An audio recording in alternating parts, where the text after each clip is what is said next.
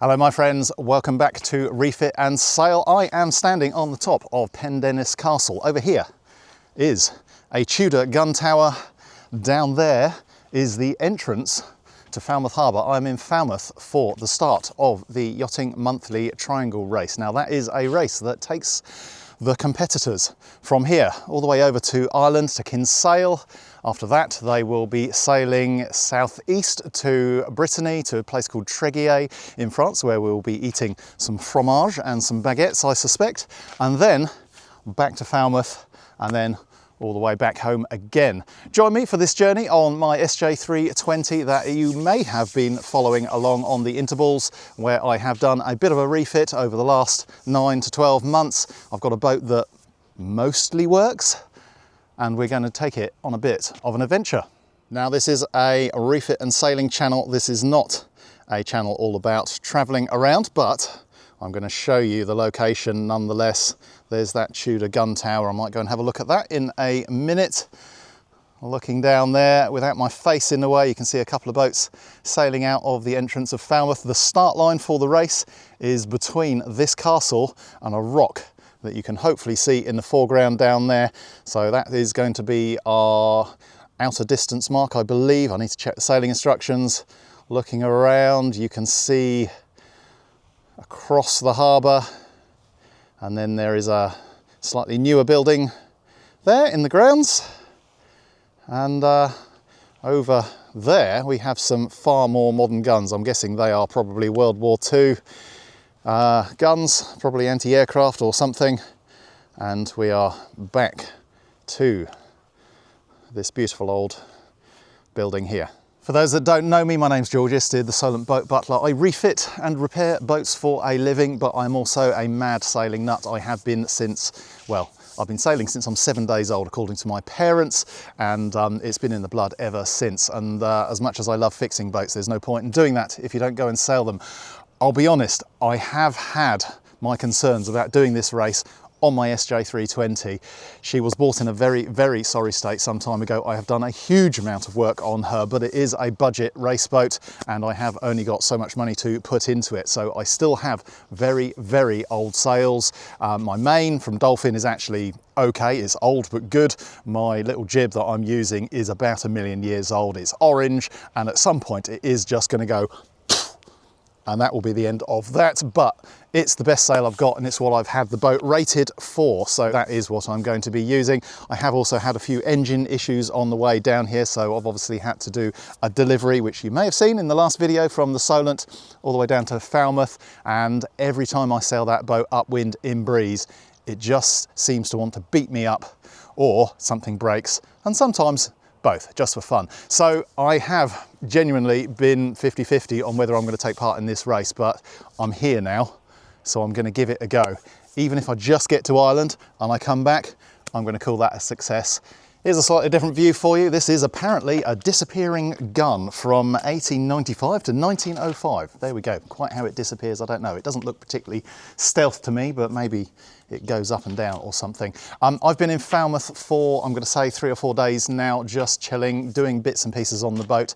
A few days ago, I had a very nice man called Ed go for a swim under the boat, and he's given it a good scrub because my bottom was starting to get a bit slimy and a bit weedy. But it's a hard racing anti-foul. It's designed to be cleaned, so we'll cut to a clip of him going for a little swim. I have a man about to clean the bottom of my boat. Very exciting. I will introduce you to Ed, who is very kindly about to go for a swim. This is Ed. Say hello, Ed. Hello, team. So Ed has started a little business called Divid in Falmouth. So if you need your bottom cleaned, or maybe if you've got a rope around your prop or some other underwater fun on your boat, give this man a call. He probably will have an Instaballs soon. Divid. I will try and put some details in the description of how you can get hold of Ed. But he's a very nice man. Go and support his little business. Right, now, go get wet. No complaining about the wet.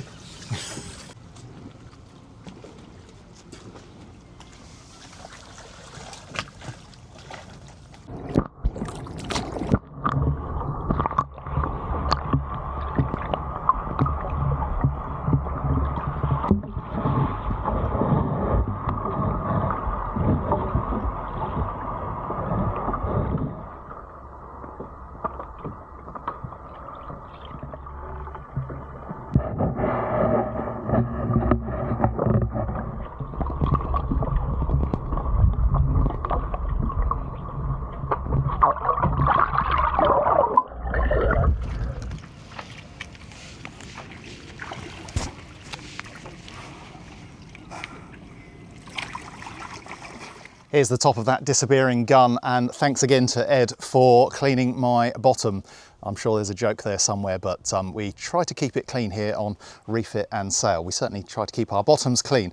Now, I don't want to put excuses out there, but as I said, mine is a very old boat, and whilst I have been calling this a budget boat rebuild or a budget race boat rebuild, people have been sniggering at that because, you know, for some people I have spent a lot of money, but trust me, compared to all the competitors that I am racing against with, you know, £250,000 boats and sail budgets that run into the tens of thousands, I am very much the minnow in this pond, and I will do a little walk around the pontoons hopefully when I get back to the marina. It is Sunday today. The race starts at 4 o'clock this afternoon, so I've got to do a quick walk into town to go and buy some food, some pasties, some more yummy stuff to eat for my trip to Ireland.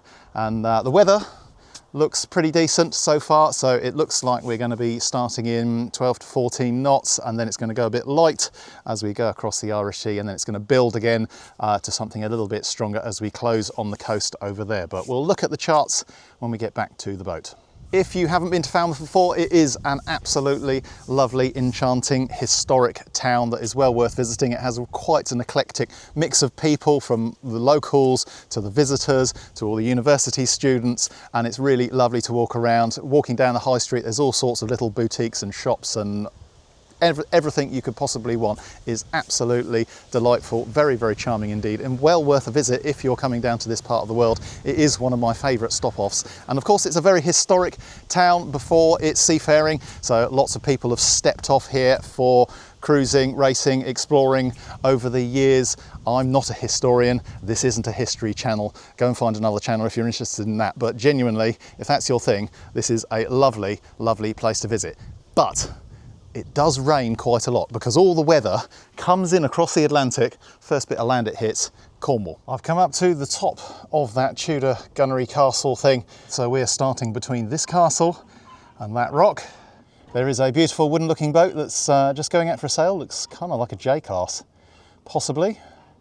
And then if we swing around to the left, you can see up the estuary to the north. Now, I could very easily spend a good couple of hours walking around this castle looking at all the bits and bobs, but unfortunately I'm very short of time today. I need to walk into town and grab some food, I need to finish getting the boat ready, I need to pack everything, and if I can, I'd quite like to fit in a little bit of sleep because I think I'm going to get none tonight as I go around Land's End and through the traffic separation schemes there, but we will come on to that in a bit. Well, folks, we're now back at Pendennis Marina. As you can see, my boat is looking nice and shiny, clean and ready to go, and if I have any problems with that one, I've got a spare one just over here. It's just been for a little bit of a paint job, and well, clearly that isn't true, but it's really nice to walk past these beautiful, beautiful sailboats. The workmanship that has gone into building these things is absolutely phenomenal, and that's me saying it as someone that works on boats for a living. Every time I walk past, I see some other little detail or block or some other part of the structure of this boat, and I think, wow, someone sat down, custom designed, custom made, custom build, and I hate to think about the cost, but absolutely fabulous workmanship. Here's a first one, so this is a JPK 1030, very, very nice boat, very speedy, probably class 1 I'm imagining.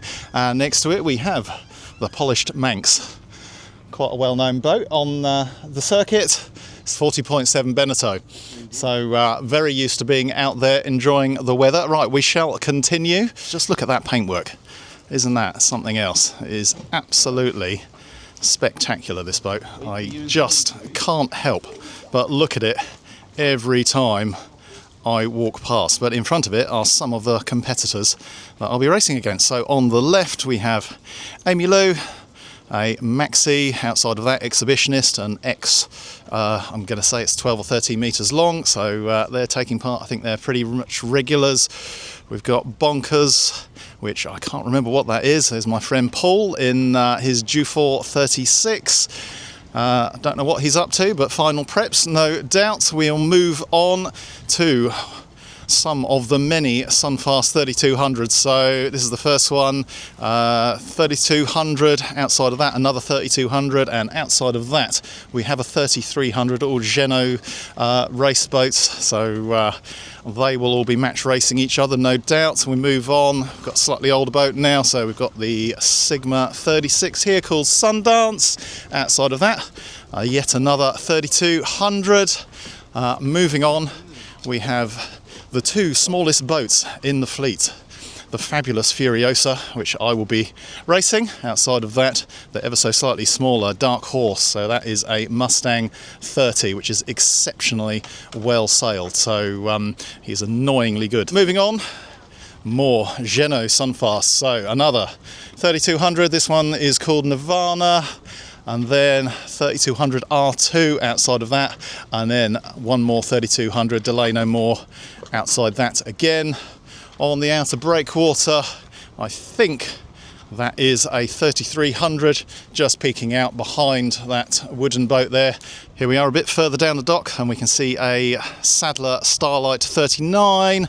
Outside of that, Arconia 37 or 370, and then there's a good old Westerly there, so a bit like my Westerly Sea Lord, we've got a Westerly Ocean Lord taking part, and it's got a cracking spray hood to hide behind, just like my Westerly, which I'm kind of wishing I was in at times. Outside of that, we have a Swedish something or other. I was speaking to the owner, but I'm afraid I can't remember exactly what it is, and I'm afraid the rest of the boats are scattered around the marina. Wherever there are event flags, you can see the racing boats are kind of tucked into corners like that. Jay over there called Jaldi, I was speaking to the owner of that last night. They are a two-handed team. I'm going to say about 2/3 of the fleet are two-handed, and the rest are single-handed like me. Let's have a quick look at Spirit of Falmouth. Gorgeous old boat. I don't know quite what the deal is in terms of whether it was an old working boat that's now privately owned or what, but very lovely to see. And as we walk back round, we return back to Furiosa with a clean bum and very old sails. As you know, we are in deepest, darkest Cornwall now, and you cannot come to Cornwall without eating one of the local delicacies. First of all, we have the traditional Cornish pasty. You can get pasties anywhere in the UK. If you aren't from the UK, this is effectively just meat and potatoes and vegetables all cooked and wrapped up in a pastry, and in the traditional days they would make them like this with a crust all the way around the outside, because the guys that were working down in the mines, they would have really disgusting dirty hands, and they could reach in, get their pasty out, hold it by the crust, and then eat all the goodness that is inside without getting dirt on their food. And I guess they'd throw away the crust or give it to the seagulls or something. Actually, the crust is pretty good. So this is my traditional pasty. You can, of course, get modern interpretations. You get, you know, chicken tikka or vegetarian or whatever. But when in Rome, one must eat a pasty. Pasty has been consumed and very much enjoyed, so much so that it's given me the thought, I think I'm going to buy a couple of those and use them on the race, because I can chuck them in the oven just to warm them up, and that will be very nice. There is one other thing that I'm going to do whilst I'm here, and it is in the interests of science. This here is a fruit scone. You probably know what this is. And in most of the UK, if you have a fruit scone, you have it sometimes with butter and strawberry jam, or you have it with clotted cream and strawberry jam. Now, in all of England, normally, you put your clotted cream on and then you put your strawberry jam on. But down here, they will probably hang you for that, because down here in Cornwall, you have to put your strawberry jam on first and then put the clotted cream on top. Hopefully I've got that the right way around. And there is a huge amount of debate. So in the interests of science and nothing to do with my gluttony, I am going to have one with clotted cream and strawberry jam and another the other way round. So watch this space. Now this probably ought to be a blind test, but I'm going to keep my eyes open. Let's give it a go. For science, nothing to do with me enjoying food.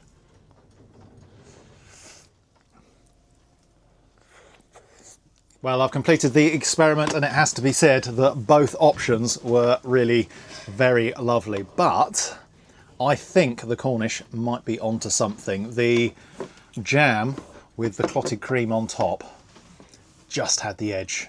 But there is one further thing that I would also like to say, and that is both of these things, the pasty and the scone, came from a local bakery, and I'm a big believer in supporting local businesses, just like my own business, the Solent Boat Butler.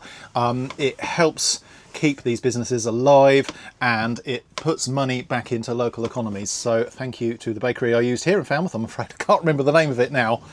Fantastic pasty and fantastic swan. I have just done the routing both on my ORCA Copilot system and on Predict Wind on my iPad, so I thought I'd just quickly show you that. ORCA routing, sometimes you need to kind of take it with a pinch of salt a little bit. It does things like routing you straight across TSSs, and we have got to stay outside those TSSs, so we will kind of slightly ignore that bit, and I will either go probably around there or go up there and go across. I haven't totally decided yet. This tells me the wind information all the way across. This is pretty much telling me to do a straight line, whereas if we look at the routing on Predict Wind, which I think is slightly better, it's using, or both of these are using, the polar data that they're set up to use.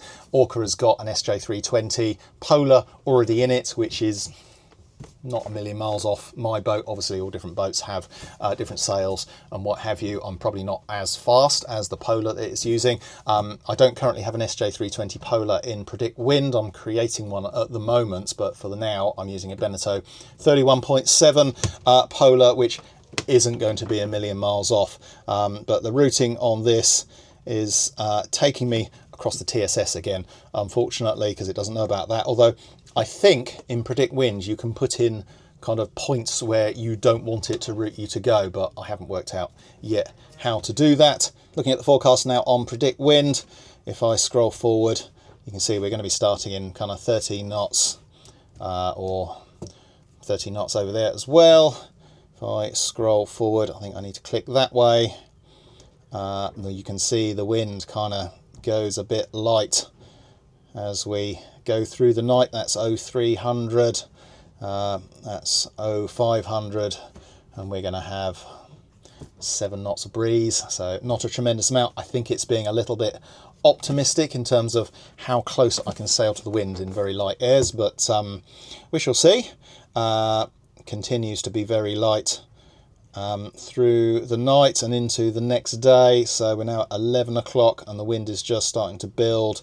That's 1 o'clock, so we're about just over halfway across, and the boat should have 10 knots, and then it builds as we start to close on the coast of Ireland, and that's suggesting 16 knots for the finish.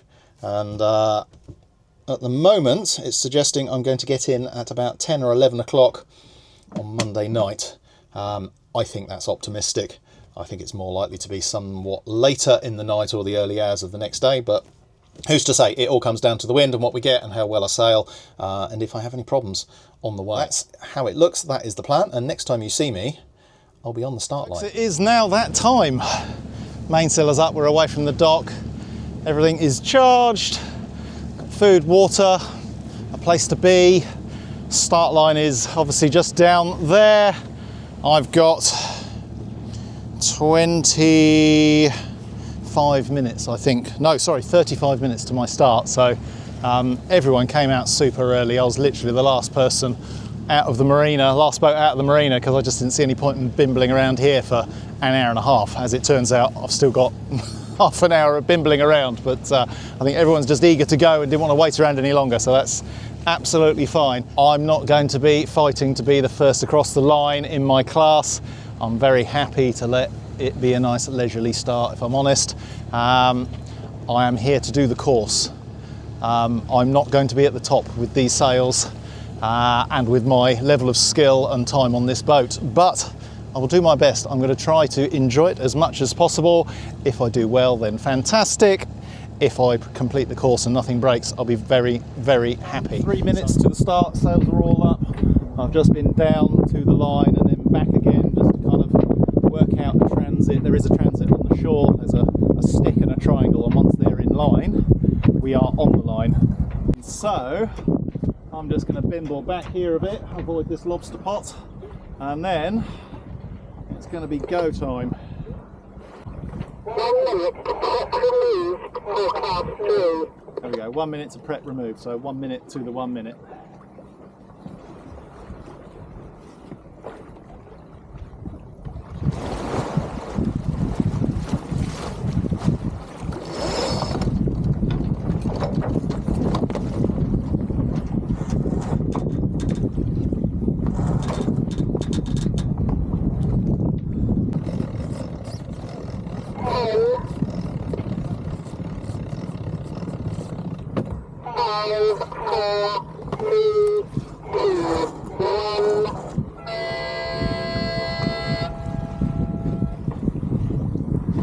That's 1 minute. 1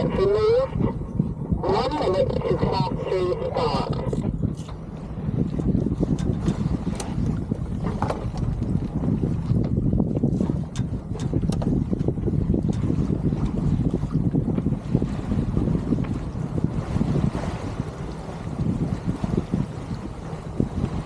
Seconds. 30 seconds. I'm pretty happy with this. Kind of on top of everyone. Coming into the line. Got a little bit of speed. 15 seconds. 10. 5, 4, 3, 2, 1. Well, that's a go.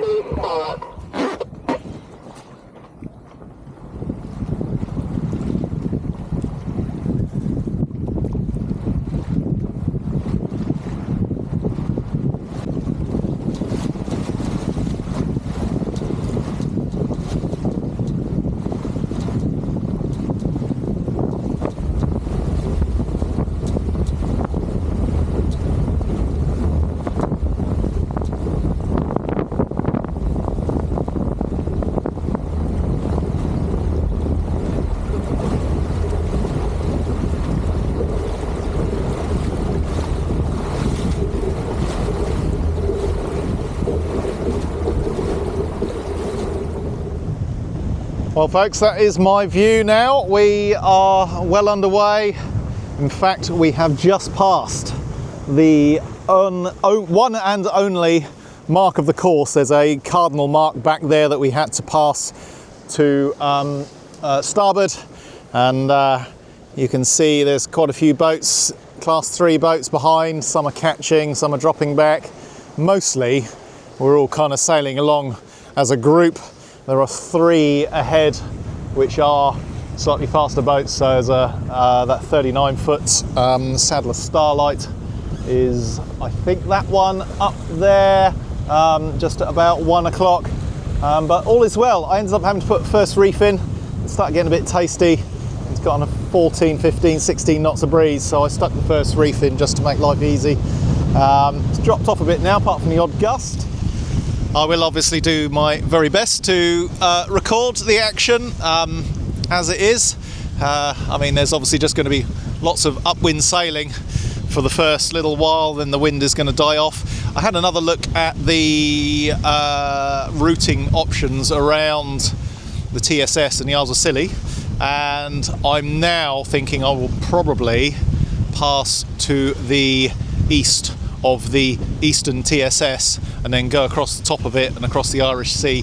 It looks like the faster option according to most of the routing options that I've now played with as the weather has kind of evolved. But again, I'll wait and see when I get there. I may run the routing again, I may see what other people are doing and make the decision based on that. The wind has kind of dropped off a little bit more quickly than forecast and than I thought it would. We've got 8 to 9 knots back to full main and obviously full jib. This is where my bigger Genoa would have been good, but the boat is rated for this jib, and most of the time it's the right sail, but right now a little bit more head sail would be nice. Somehow we managed to overtake a couple of the Class 2 boats. I think it's only about 2, possibly 3, and that is very, very pleasing indeed. Over there you can see is the Lizard. Once we get a little bit further south, I will tack on to port and I'll be able to make my way west and follow the rest of the fleet around to Land's End. It's just starting to cool down a little bit now. I've already put an extra layer on under this, and I think I'll be needing some more layers overnight for sure. And I'm going to need some hot food soon as well. I think it might be time for a cup of tea. And there's a big ship over there. I'm going to check that he's not going to cause me a problem.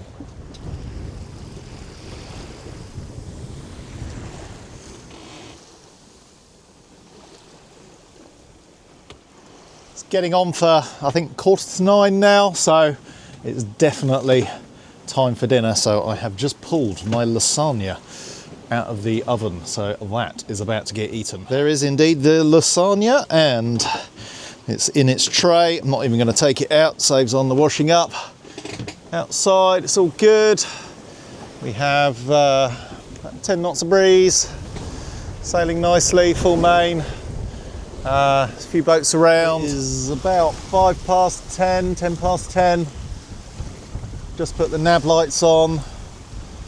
The fleet are out there. In fact, I've just put my glasses on because I'm very old, and suddenly I can see all their masthead lights, because I was thinking I should be able to see them, and so the lights went on, or rather the glasses went on, and then I could see the lights. Wind is holding, 11 knots at the moment, 5.5, 5.7 through the water,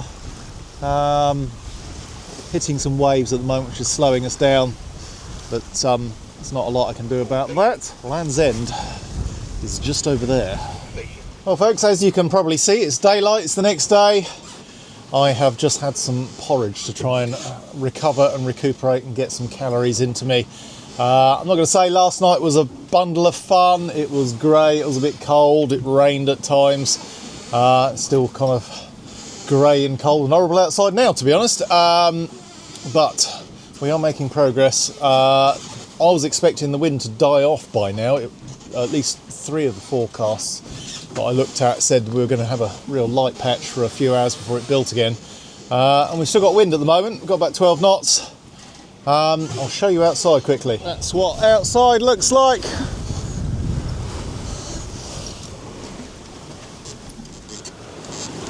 Not a lot going on. No ships, no boats at the moment. Might possibly be one if in the distance there. I can see boats on AIS, but there's nothing in the immediate vicinity.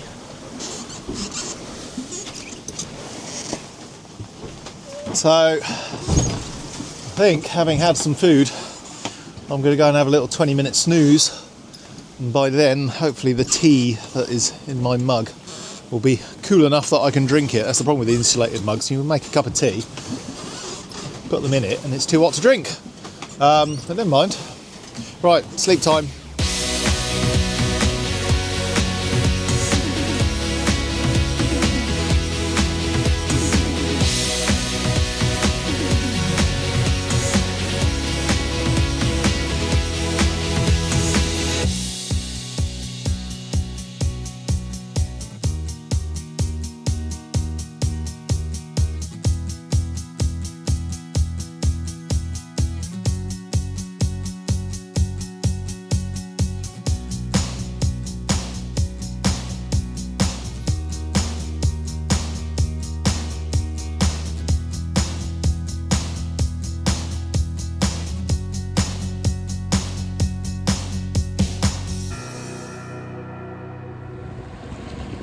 I don't know how much the camera will see, but we are entering Kinsale. It is 25 minutes past midnight on very early hours of Tuesday morning.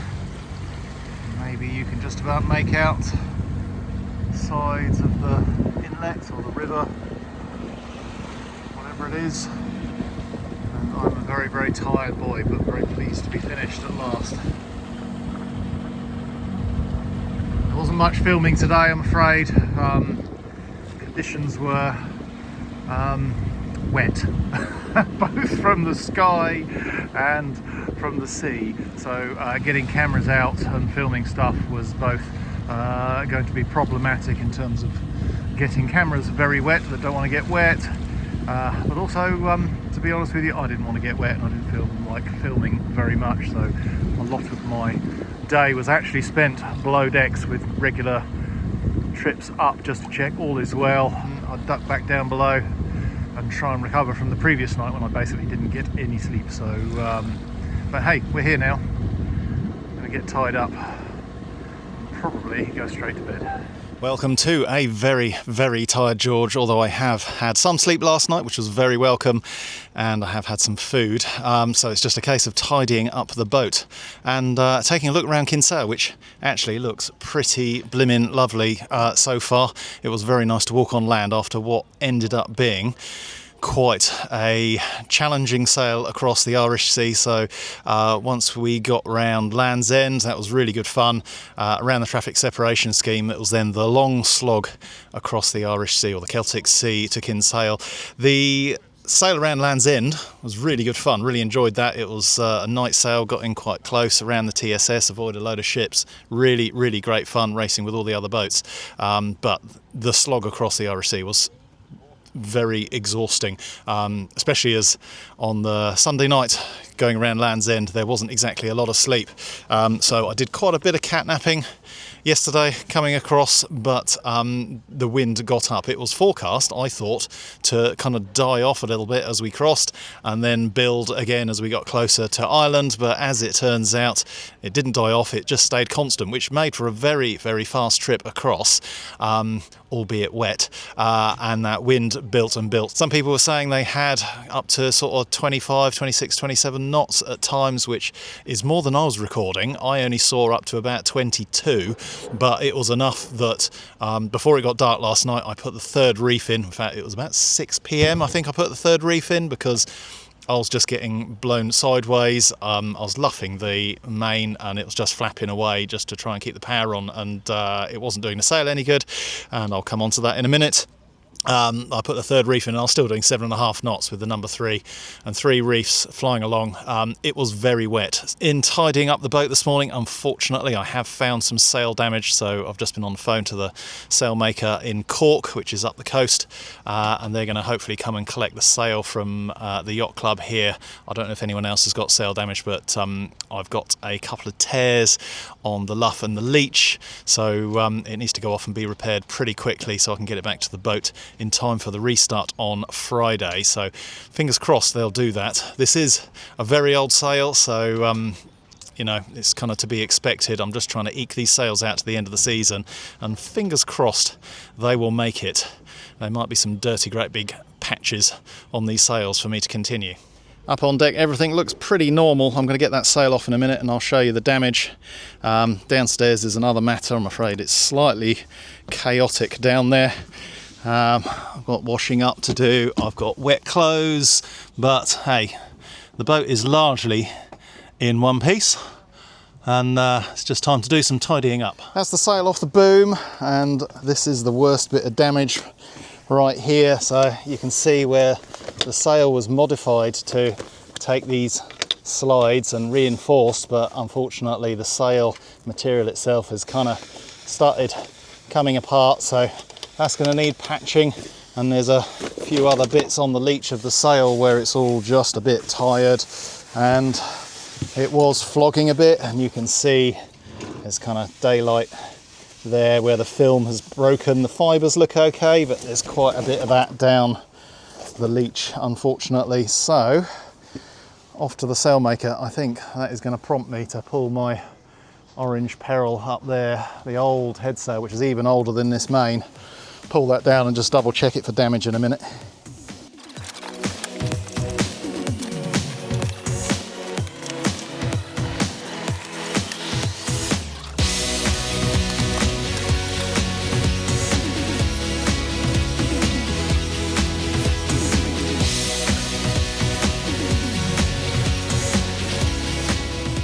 Just pulled the jib out, and if you are a sailmaker, I'm going to apologise in advance for what I'm about to do. So if you look here, we've got a bit more damage on this old sail. It's actually not too bad, it's just the film that's gone. So I'm going to use duct tape because I'm not spending any money repairing this sail unless it really, really needs it, because I am going to get a new sail at the end of the season. So this will hopefully do the job. There we go, folks. No one would ever know. It's a performance mod. See, the boat is trying to shed weight to go faster, but shedding it in the wrong place. Well, today is disappearing quite fast with lots of cleaning, drying, washing, washing up, and plenty of tea drinking as well. So I think we'd better go outside because the sun is shining and go and see what Kinsale has to offer. I'll take you along with me.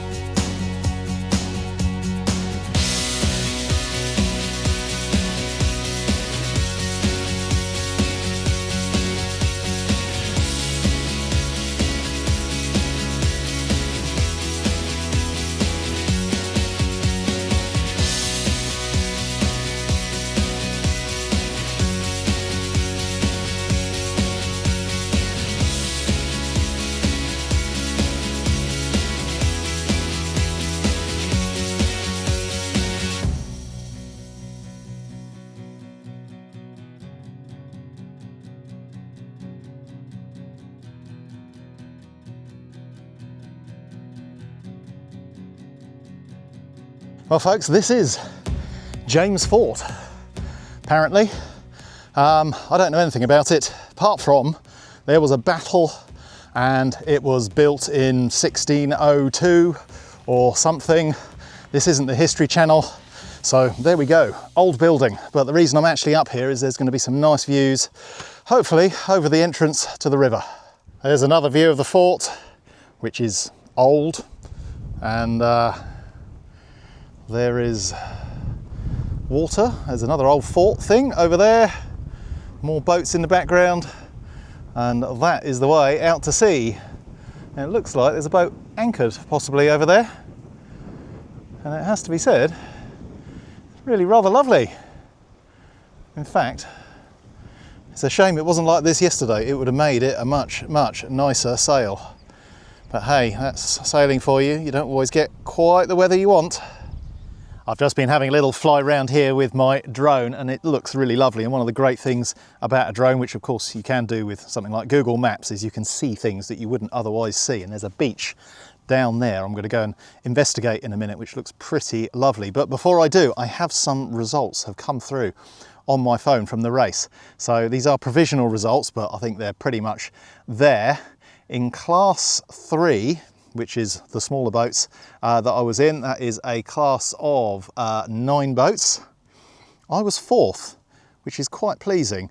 I was 17 minutes off of 3rd place and about an hour and 10 minutes off of 1st place. So I'm okay with that.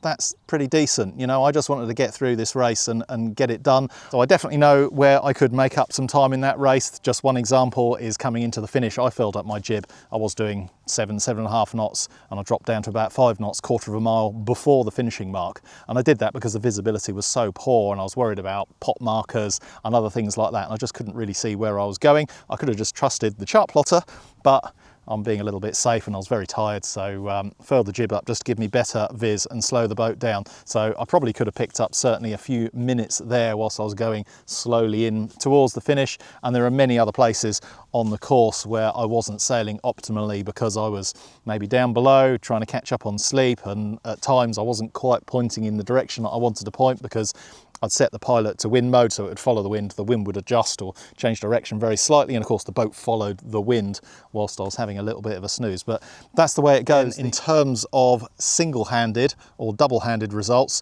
the boat first in my class was double-handed, second was single-handed, third was single-handed, and fourth was single-handed. So I was third of the single-handers in my class. Now what I haven't seen are any overall results for all three classes. I could probably work it out, but that would take too long. But anyway, I'm pretty happy with that. Got here in one piece. Amazingly, and thank you to UK Sales over in Cork, they collected my mainsail, they've already repaired it, and it will be back over here by the end of the day, they've said, and the repair cost €60. So I haven't seen the repair, but I'm pretty amazed that they turned it around that quickly and only charged what they charged for the repair. Hopefully they haven't used duct tape. So I'm sure they haven't. Right, I'm gonna go and have a look at this beach.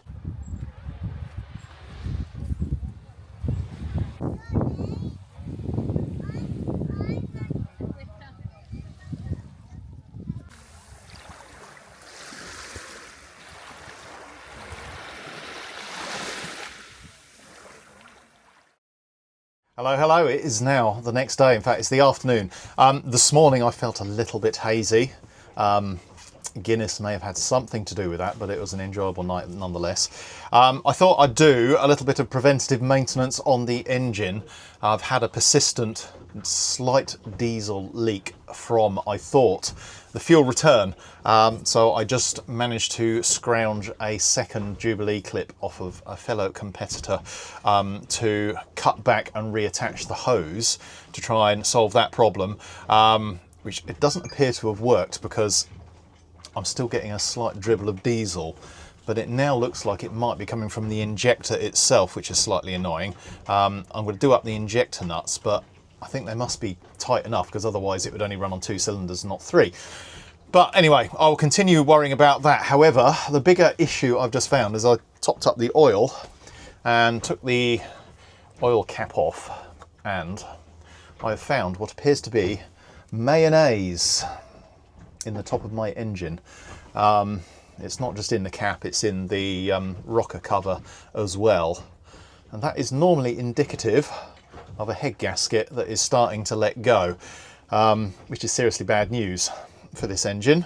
It's not something that can't be replaced. I've done it before, and I can do it again, but funnily enough, I don't have a spare head gasket, a torque wrench and a socket set with me in my spares on this boat.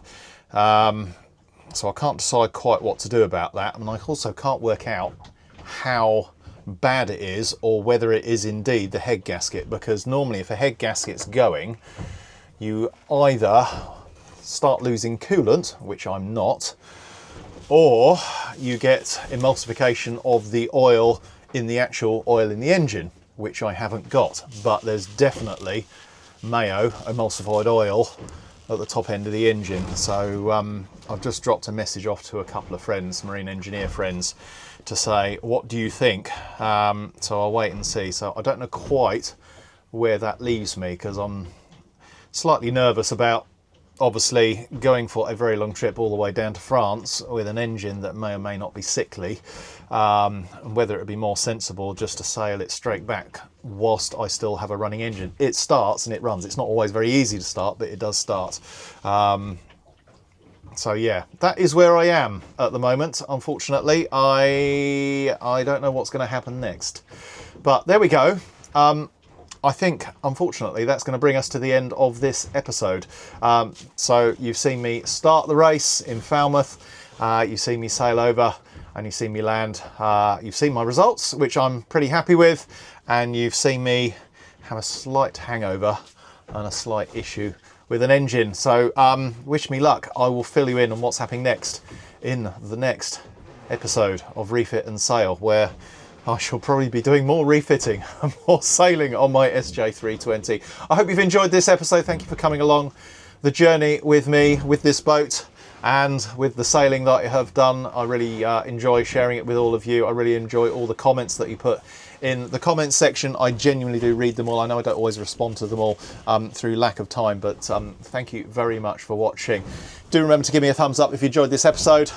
And if you want to be super awesome, there is that link down in the description where you can buy me a beer, which helps pay for things like microphones, of which I've already lost one on this trip, and potentially head gaskets for this engine. Yeah, watch this space and I'll let you know what's happening in the next episode. See you soon. Bye bye for now.